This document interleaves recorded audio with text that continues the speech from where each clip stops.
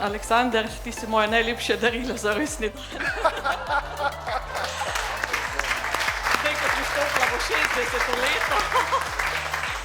In moram reči, da si čisto po naključju prišel v moje življenje in cela mastermind družina.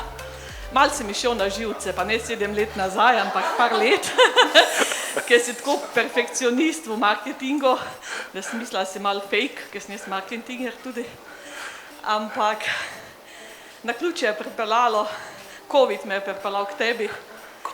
Drugače pa moram reči, da sem imela eno zelo težko izkušnjo 7 let nazaj. Z zdravjem, zelo težko sem obolela za boreliozo. Bila sem skoraj nepokretna, nisem več mogla misliti, nisem več spoznala mojih študentov, nisem mogla več predavati, nisem mogla več pisati, nisem razumela bolečine celo telo. Intenzivno se zdravila v tujini 1 leto, iskala vsa orodja, da se bi iz tega izkopala. In pika na i je zdaj hipnoza.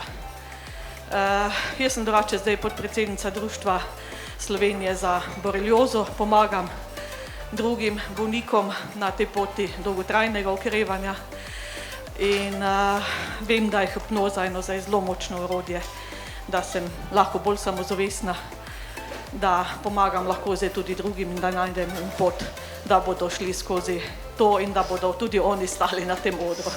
Bravo.